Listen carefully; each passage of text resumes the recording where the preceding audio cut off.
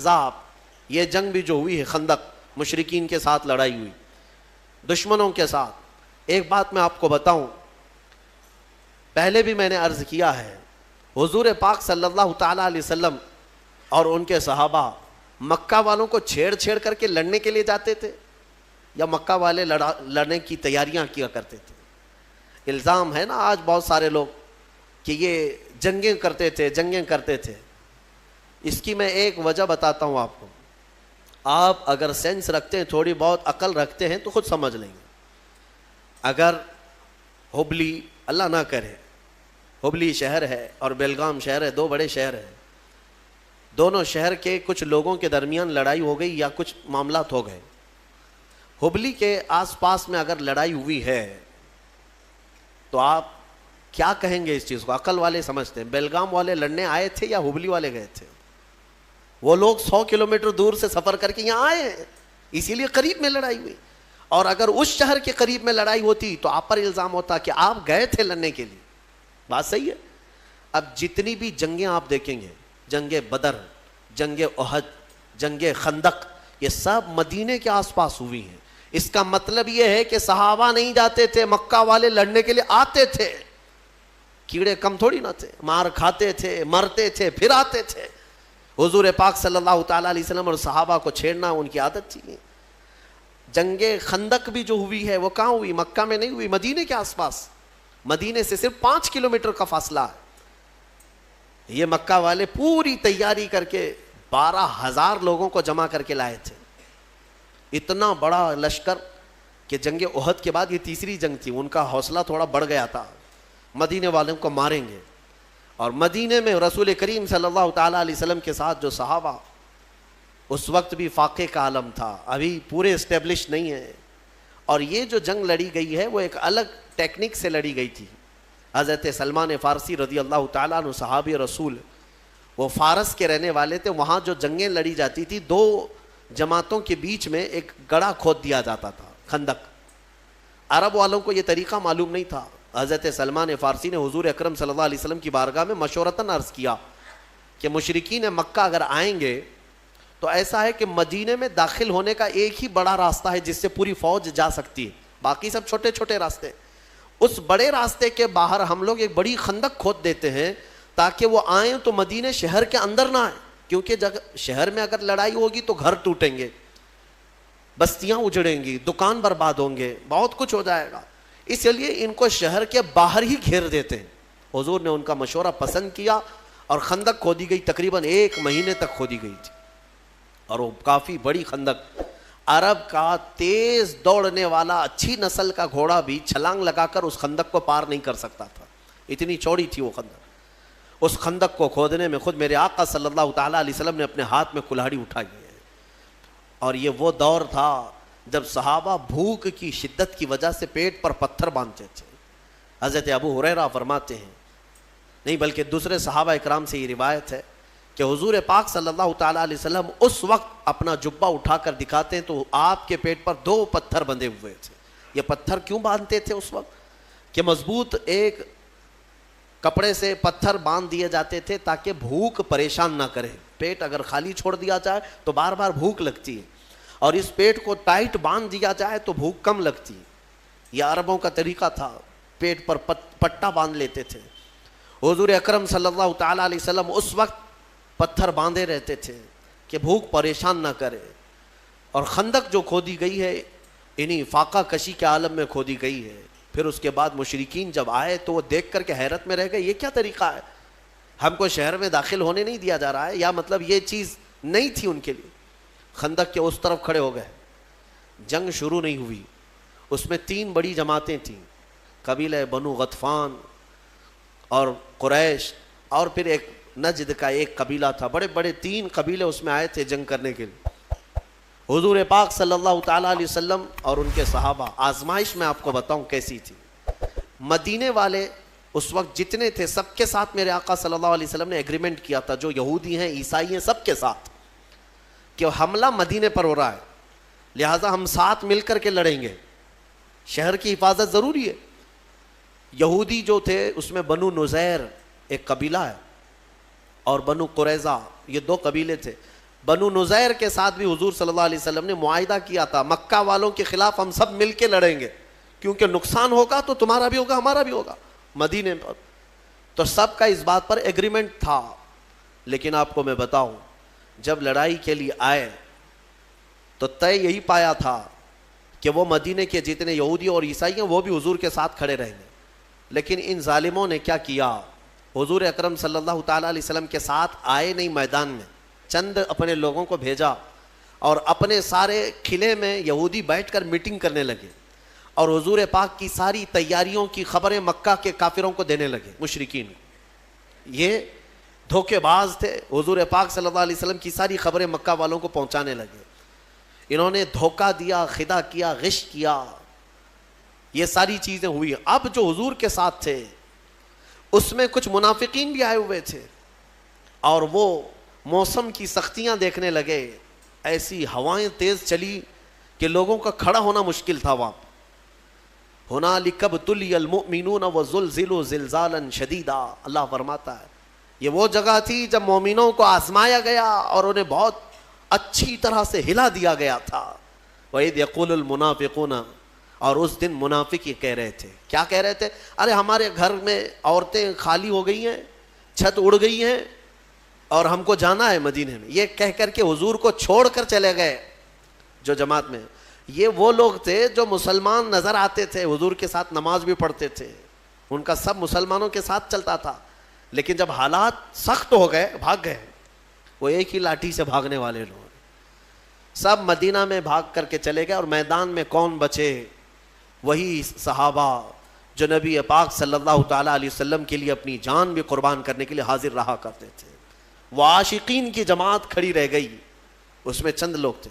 اب مجھے بتائیے، منافقین چھوڑ کر مدینے گئے، یہودی دھوکہ دے کر کے میٹنگ کر رہے ہیں مدینے میں بیٹھ کر، اور سامنے 12,000 کا لشکر ہے مشرکین کا اور خندق ہے، اور صحابہ کے پاس کھانے پینے کو کچھ بھی نہیں ہے. ایک رات ایسی بھی آئی، ایک رات کہ وہ مشرکین وہاں بڑے بڑے جانور ذبح کر کے بھون رہے تھے، گوشت کھا رہے تھے، روٹیاں پک رہی تھیں. ظاہر سی بات ہے ادھر کے کھانے کی خوشبو ادھر بھی آتی ہوگی. اور ادھر صحابہ کا حال یہ تھا کہ 10 صحابہ میں 4 کھجوریں گھوما کرتی تھی. 10 صحابہ میں رات کے وقت صحابہ کھڑے رہ جاتے اور ان کے کھانے پینے چل رہے ہیں. حضور پاک صلی اللہ تعالیٰ علیہ وسلم نے صحابہ سے پوچھا کہ مجھے لگتا ہے کہ تمہیں کھانے کی خوشبوؤں نے پریشان کر رکھا اور ادھر کے کھانے کی. میں ایک بات بتاتا ہوں، حضور اگر خیمے میں آرام کر رہے ہو، گھر کے اندر ہو، ایک بھی کوئی صحابی ادھر سے ادھر گیا ہو 2 روٹیاں مانگنے کے لیے یا 1 بوٹی مانگنے کے لیے کہ میاں ہمیں بھی تھوڑا سا کھانا پانی دے دو، لنگر بٹتا ہے تو کیسے بھیڑ لگ جاتی ہے، ایک صحابی بھی گیا ہو؟ تاریخ میں ڈھونڈ کر کے نکالو، ایک صحابی سے بھی آپ نہیں دکھا سکو گے. یہ وہ لوگ نہیں ہیں جو 500,000 کی نوٹ دکھائے تو پارٹی بدل لیں. ہاں، صبح کچھ اور جھنڈا، دوپہر میں کچھ اور جھنڈا، شام میں کوئی اور جھنڈا، سب کے 1000 ہیں. گلے میں پٹا بھی الگ الگ ہے، صبح نیلا پٹا تھا، دوپہر میں پیلا پٹا اور رات میں لال پٹا. یہ سارے دوپٹے والے، ان کا کوئی اپنا موقف نہیں ہوتا، صرف اور صرف دولت کے ہوس میں ادھر سے ادھر بدلنے والے. میرے عزیزو، صحابہ کرام کا حال یہ تھا، شدت کی بھوک تھی لیکن کھانے نے ان کے قدموں کو نہیں ڈگمگایا. حضور پاک نے جب پوچھا تو صحابہ عرض کرتے ہیں، یا رسول اللہ صلی اللہ تعالیٰ علیہ وسلم، ہم میں سے کوئی اس میدان میں کھانے روٹی بوٹی کے لیے نہیں آئے، ہم تو اپنی جانیں آپ کے قدموں پہ لٹانے آئے ہیں. صحابہ کرام کا وہ جذبہ تھا. اس کے بعد ہوا کیا، ایک صحابی کی وجہ سے پوری جنگ پلٹ گئی. حضرت نعیم، یہ ادھر کے خیمے کے تھے، ایمان لے آئے. حضور پاک صلی اللہ علیہ وسلم کے چہرے جمال جہاں آرا کو دیکھ کر وہ بے قابو ہو گئے، خندق کراس کر کے آئے، ایمان لے آئے.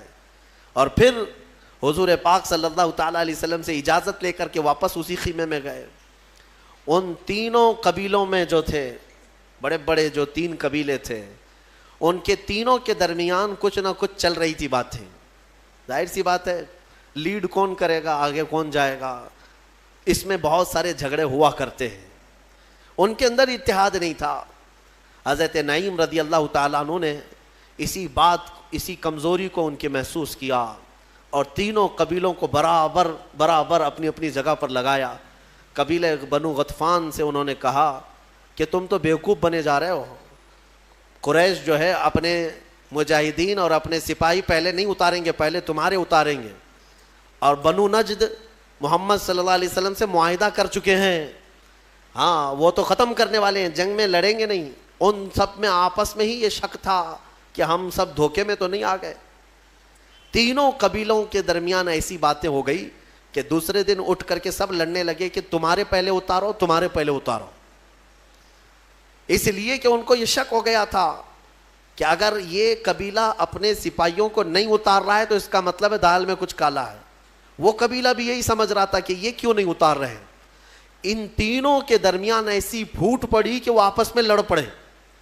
حضور پاک صلی اللہ تعالیٰ علیہ وسلم سے ابھی جنگ کی نوبت نہیں آئی. اچھا ایک بات اور بتا دوں, یہ جنگ ہونے سے ایک رات پہلے ادھر سے تینوں قبیلوں کے ایک سردار آئے حضور صلی اللہ علیہ وسلم کے پاس, کہا کہ ہم صلح کر لیں گے آپ سے, جنگ نہیں کریں گے, لیکن صلح اس بات پر ہوگی کہ مدینہ طیبہ کی جو کھجوریں سال بھر میں نکلتی ہیں وہ آدھی کھجوریں ہر سال پوری ہمیں دے دی جائیں گی بغیر معاوضے کے. یہ ٹیکس ہے, یہ صلح نامہ ہے. مدینے کے جتنے پھل ہیں آج پوری دنیا کھا رہی ہے. آپ جانتے نہیں ہیں مدینے کی کھجوروں کی برکت کیا ہوتی ہے, اندازہ بھی نہیں ہوگا آپ کو. میرے عزیزو, آج کے زمانے میں میں کہہ رہا ہوں مدینے کے باغات کی جو کھجوریں نکلتی ہیں, آپ کو پتہ بھی ہے سال میں 2 کروڑ حاجی وہاں پہنچتے ہیں. 2 کروڑ تقریباً, حج کے, عمرہ کے, رمضان کے, یہ سب ملا کر سال بھر میں 2 کروڑ لوگوں کا آنا جانا ہوتا ہے. اور 2 کروڑ میں سے ہر کوئی اگر 1 کلو بھی کھجور لے جاتا ہے تو 2 کروڑ کلو کھجور صرف مدینے سے نکلتی ہے. اور مدینے کے باغات کتنے ہیں وہ دیکھو تو آپ کو حیرت ہوگی. کہاں ہیں باغات؟ بہت نہیں ہے, ایسے نہیں ہے کہ جہاں تک دیکھو باغیچے ہیں, وہ چھوٹے چھوٹے باغیچے ہیں. کوئی 4 ایکڑ میں ہے, کوئی 6 ایکڑ میں ہے, کسی کا 10 ایکڑ میں ہے. اس طرح کے باغات ہیں. لیکن آج تک ہم نے نہیں سنا کہ سال بھر میں, رمضان میں ہو کہ حج کے موسم میں ہو, یا کبھی بھی حاجیوں کو کبھی کھجور مدینے میں کم پڑی ہو, کبھی نہیں ہوا. بلکہ ایکسٹرا ان کے پاس رہتی ہے ہمیشہ. مدینے کی کھجوروں کی جو برکت ہے وہ آپ سوچ بھی نہیں سکتے, اندازہ بھی نہیں لگا سکتے.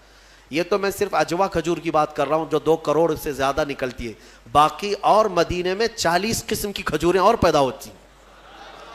یہ تو صرف اجوا کی بات میں کر رہا ہوں, اجوا تو ہر کوئی لے آتا ہے. اب آپ سوچیں ان مشرکین نے ایگریمنٹ میں لکھوایا تھا کہ آدھی کھجوریں ہمیں دے دی جائیں گی مفت میں اور ہم جنگ چھوڑ کے جائیں گے. حضور پاک صلی اللہ تعالیٰ علیہ وسلم نے محسوس کیا کہ صحابہ کم تعداد میں, بنو نذیر یہودی دھوکہ دے چکے ہیں, منافقین یہاں سے چھوڑ کے بھاگ چکے ہیں, اور ادھر ان کی طاقت بھی بہت زیادہ ہے, موسم بھی بڑا سخت ہے. حضور پاک صلح چاہتے تھے. صلح کا آپ نے ارادہ فرما ہی لیا. 2 صحابہ کو اس میں بلایا, دونوں کا نام سعد ہے, سعد ابن معاذ اور سعد ابن ابی عبادہ رضی اللہ تعالی عنہما. دونوں مدینے کے سردار صحابہ, انصار صحابہ میں, اور حضور دونوں کی عزت فرمایا کرتے تھے. دونوں کو بلایا, کہا میں ان تینوں قبیلوں کے سرداروں سے بات کر چکا ہوں, تم کیا سوچتے ہو؟ انہوں نے پوچھا کہ مشورے یعنی صلح میں کیا طے پایا ہے؟ حضور پاک صلی اللہ علیہ وسلم نے فرمایا کہ وہ مدینے کی سال بھر کی آدھی کھجوریں لے لیا کریں گے ہر سال. حضرت سعد اور دونوں سعد کھڑے ہو گئے, کہا یا رسول اللہ صلی اللہ علیہ وسلم, آپ کا یہ مشورہ ہے یا حکم ہے؟ حکم ہے تو اسے ٹالا نہیں جا سکتا. اگر آپ مشورہ فرماتے ہیں تو ہمیں اجازت ہے. حضور پاک صلی اللہ علیہ وسلم نے فرمایا نہیں, میرا حکم نہیں ہے, میرا مشورہ ہے صلح کرنے کا.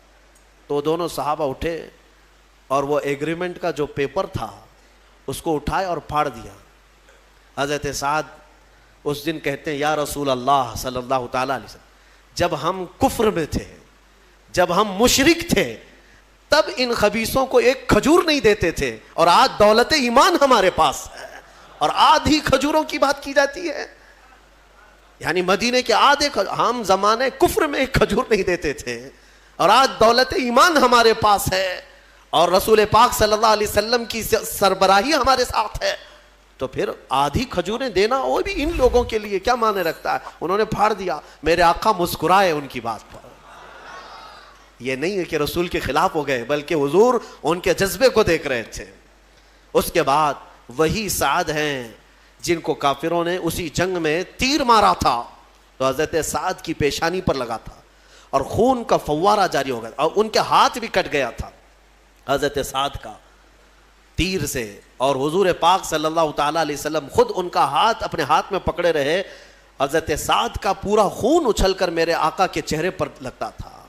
حضور اکرم صلی اللہ علیہ وسلم اس صحابی کو اس قدر محبت فرمایا کرتے تھے. اب سنیے، دوسرے دن ہوا وہی جو حضرت سعد نے چاہا تھا کہ یہ لڑنے کی طاقت ہی نہیں تھی، بلکہ آپس میں گتھم گتھا ہوئے ایک دوسرے سے لڑ پڑے، اور ایسا لڑے کہ ان کے تینوں قبیلوں کے جانور بھدک گئے. کسی کو ان کا گھوڑا لے کر بھاگتا تھا، کسی کو ان کا اونٹ لے کے بھاگتا تھا. پورے میدان میں تتر بتر ہو گئے. جنگ کا نقشہ جو ہے آپس میں جنگ میں تبدیل ہو گیا. اس کو اللہ نے فرمایا وَمَكَرُوا وَمَكَرَ اللَّهُ وَاللَّهُ خَيْرُ الْمَاكِرِينَ. کفار منصوبے بناتے رہتے ہیں اور اللہ خفیہ تدبیر کرتا ہے، اور اللہ کی تدبیر سب سے بہتر تدبیر ہوتی ہے. ختم ہو گئی. یہی جنگ احزاب ہے، یہی جنگ احزاب. اس سے حضور پاک صلی اللہ تعالیٰ علیہ وسلم جب واپس لوٹ رہے تھے، اب سنیے اب مسئلہ کیا تھا. وہ تو بھاگ گئے، بہت سارا مال سب چھوڑ کر مکہ والے بھاگے.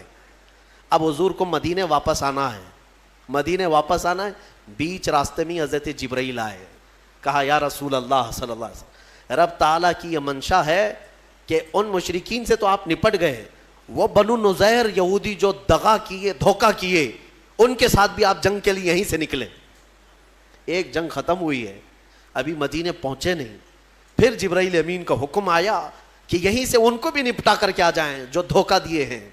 بنو نذیر یہ بھی مدینے کے باہر رہتے تھے.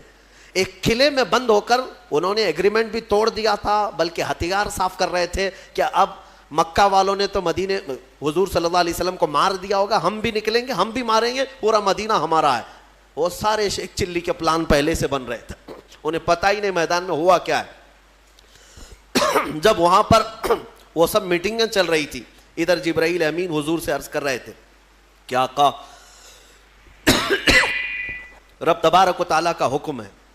اب میرے آقا صلی اللہ تعالیٰ علیہ وسلم نے صحابہ سے پوچھا، ایک مہینے تک جنہوں نے خندق کھودی ہو، بھوکے پیاسے کھڑے ہوں، کئی زخمی ہو چکے، اور اس جنگ کی اختتام کے بعد مدینے لوٹ رہے ہوں، بیچ راستے میں حضور پھر کہیں کہ یہاں سے اور ایک جنگ پہ جانا ہے، کیا کیفیت ہوگی؟ سننے میں تمہیں آسان لگے گا، پریکٹیکلی معلوم پڑے گا. روزے کے عالم میں صبح نکل کر کے کسی جگہ جاؤ، کام کرو، دوپہر میں کوئی آ کر کے کہے یہاں سے اور ایک جگہ جانا ہے، منہ لٹکا لو. ہاں وہ صحابہ ایک مہینے تک وہاں کھڑے رہے بھوکے پیاسے، ایک دن کی بات نہیں.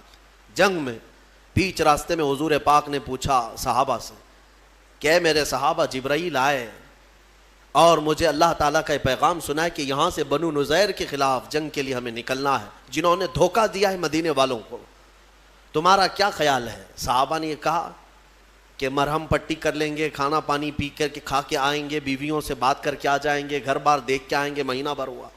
حضور نے جب پوچھا کہ تمہارا کیا خیال ہے، صحابہ کہتے ہیں یا رسول اللہ دیر کس بات کی، چلے یہیں سے چلتے. ایک صحابی نے بھی یہ نہیں کہا کہ مدینے جانا ہے، مدینہ 5 کلومیٹر ہے، وہیں سے میرے آقا کے ساتھ چل پڑے. قرآن نے اسی لیے ان صحابہ کے بارے میں کہا ہے رضی اللہ عنہم ورضوا عنہ، اللہ ان سے راضی ہوا اور یہ اللہ سے راضی ہوئے. یہ یوں ہی نہیں ہے، اللہ تعالیٰ ان صحابہ سے کیوں راضی تھا کہ انہوں نے اپنی جانیں جوخم میں ڈالی ہیں لیکن شکایت کبھی نہیں کیا. بھوک بھی برداشت کیا، پیاس بھی برداشت کیا، مصیبتیں بھی برداشت کی، لیکن شکایت کبھی نہیں کیا. بنو نذیر کی جنگ میں بھی گئے اور پھر اس قلعے کا محاصرہ کیا. وہ تو میاں مٹھو بنے ہوئے پہلے سے پلان بنا رہے تھے، ان کو ایسا لگ رہا تھا ہم مار ڈالیں گے، کاٹ ڈالیں گے، ختم کر ڈالیں گے. حضور پاک باہر کھڑے صحابہ کے ساتھ، ان کو بلایا آ جاؤ. انہوں نے کہا ہم جنگ کریں گے. حضور پاک صلی اللہ علیہ وسلم کی طرف سے حکم ہوا کہ ہم جنگ نہیں کرنا چاہتے، تم آ جاؤ، تم سب نے دھوکہ دیا، ایگریمنٹ توڑے. اندر سے ان لوگوں نے پلان بنا کر کے یہ کہا کہ چلو لڑتے ہیں جتنے ہیں. کیا لڑ پاتے محمد عربی صلی اللہ علیہ وسلم کے ان شیروں کے ساتھ. نیچے آئے, دوپہر تک نہیں ہوئی کہ سب کے سب وہیں ڈھیر ہو گئے, کئی قیدی بن گئے اور کئی مارے گئے, اور اس کے بعد اس علاقے کو, اس اڈے کو بھی ہمیشہ کے لیے ختم کر دیا گیا, بنو نذیر کو. اب مدینہ طیبہ میں نبی پاک صلی اللہ تعالیٰ علیہ وسلم کی اسی سلطنت کا اسٹیبلشمنٹ ہوا جو آج تک ہمارا مرکز اسلام ہے.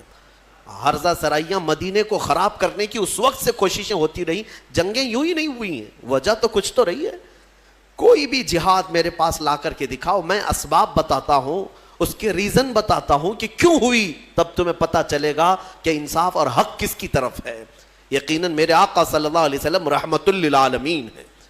ہاں, وہ جنگوں کے لیے نہیں بلکہ خواہش نہیں فرماتے. خود میرے آقا نے فرمایا کہ جنگوں کی خواہش مت کرو, دشمن سے مڑ بھیڑ ہونے کی تمنا مت کرو کہ میں جاؤں گا, ماروں گا, کاٹوں گا, نہیں, تمنا مت کرنا. میرے آقا کی حدیث ہے. ہاں, حضور نے پھر اس حدیث میں یہ بھی فرمایا, ہاں اگر کوئی زبردستی تمہارے سر پر سوار ہو جائے تو پھر اپنے قدم بھی پیچھے مت ہٹانا, پھر ثابت قدمی کے ساتھ جمے رہنا, کیونکہ اللہ تبارک و تعالیٰ نے ہمیں بھی قوت عطا فرمائی ہے, طاقت ہمیں بھی عطا فرمائی ہے.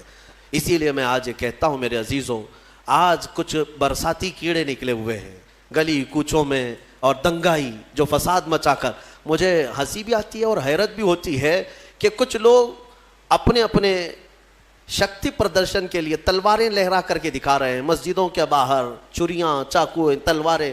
کیا اب یہ جلوس تلواروں کا ہونے لگ گیا؟ مجھے حیرت ہوتی ہے کہ یہ آج اس طرح سے کیوں پرمیشن دی جا رہی, کیوں اجازت دی جا رہی ہے, وہی بہتر جانے. لیکن میں ایک جملہ ضرور کہنا چاہوں گا, ان تمام کیڑوں سے جو ابھی ابھی برسات میں پیدا ہوئے ہیں, تلواریں تم ان کو دکھا رہے ہو جو 1400 سال سے کربلا سنتے آ رہے ہیں. 1400 سال سے جو کربلا سنتے آ رہے ہیں, ان کے سامنے تم یہ ساری چیزیں لہرا رہے ہو. ہم خواہش نہیں رکھتے جنگ کرنے کی, ہم اپنے ملک عزیز کے امن کو خراب ہونے نہیں دینا چاہتے. ہم یہاں پر اس ملک کی فضا کو مقدر اور برباد ہونے نہیں دینا چاہتے. الحمدللہ یہاں کی مٹی سے ہمیں محبت ہے, امن و امان قائم رکھنے کی ہم بھرپور کوششیں کرتے ہیں. لیکن جن کیڑوں کو آج یہ پرمیشن دی گئی ہے, اجازت دی گئی ہے ماحول خراب کرنے کی, میں ان حکومت پر بیٹھے ہوئے, تخت پر بیٹھے ہوئے لوگوں کو بھی تنبیہ کرنا چاہتا ہوں. اگر تم یہ سمجھتے ہو کہ ان کے لڑنے سے صرف تمہاری سیٹیں گرم ہوں گی, کرسیاں رہیں گی, ایک دن آئے گا یہ آگ لگے گی تو کرسی بھی جلے گی. ہاں, آگ لگے گی تو کرسیاں بھی جلیں گی. اسی لیے کوشش یہ کرو کہ امن خراب نہ ہونے پائے. ساری کمیونٹیاں جس طرح یہاں پر امن کے ساتھ, عزت کے ساتھ رہتی تھی, سب عزت کے ساتھ رہے. سارے امن کے پیغامات ہمیں ہی سنانے کے لیے کہا جا رہا ہے کہ مسلمانوں کو تنبیہ کرو, مسلمانوں کو سمجھاؤ. سمجھا کر کے تو تھک گئے. ہم مسلمانوں کو اخلاق ہی کی تو باتیں کر رہے ہیں آج تک.